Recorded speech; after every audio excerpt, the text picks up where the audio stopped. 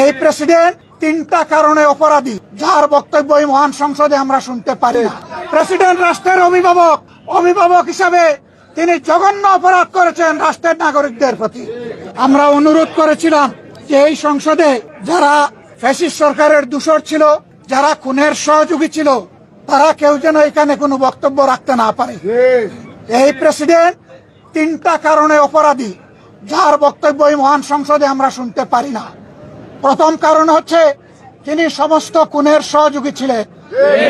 আর আমাদের যে খুনগুলো হয়েছে, একটা খুনের বিরুদ্ধেও তিনি শাসক গোষ্ঠীর প্রতিবাদ করেন নাই, সেই খুনে তিনি কোনো ব্যবস্থা গ্রহণ করেন নাই।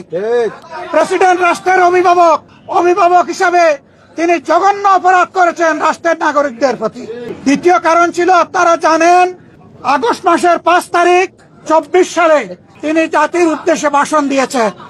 সেই ভাষণে তিনি বলেছিলেন যে তৎকালীন ফ্যাসিস্ট প্রধানমন্ত্রী পদত্যাগ করেছেন এবং তিনি তা মঞ্জুর করেছেন। পরবর্তী পর্যায়ে আপনারা দেখেছেন, দুইটা মিডিয়ার সাথে সাক্ষাৎকার দিতে গিয়ে তিনি তা অস্বীকার করেছেন, নতুন গল্প সামনে নিয়ে এসেছেন। তিনি জাতির সামনে মিথ্যাবাদী হিসাবে সাব্যস্ত হয়েছেন। দেশের প্রেসিডেন্ট মিথ্যাবাদী সাব্যস্ত হওয়ার পরে প্রেসিডেন্ট হিসাবে তার আর কোনো নৈতিক অধিকার থাকে না। 3 নম্বর অপরাধ তিনি করেছেন, তিনি নিজের হাতে অর্ডিন্যান্স সাইন করেছেন। এই জুলাই অভ্যুত্থানের পরে ফেব্রুয়ারির 12 তারিখ নির্বাচন হবে। নির্বাচনের পরে যারা নির্বাচিত হবেন তারা 2টা ক্যাপাসিটিতে নির্বাচিত হবেন। তারা সংস্কার পরিষদের সদস্য হিসাবে নির্বাচিত হবেন এবং তারা একই সাথে সংসদ সদস্য হিসাবে নির্বাচিত হবেন। একই দিনে উভয় শপথ একই ব্যক্তি পড়াবেন।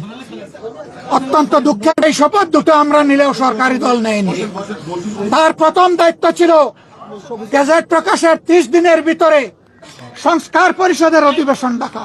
তিনি সেই অধিবেশন ডাকেন নাই। গণভোটে হার পক্ষে ভোট দিয়েছে 70 ভাগ মানুষ।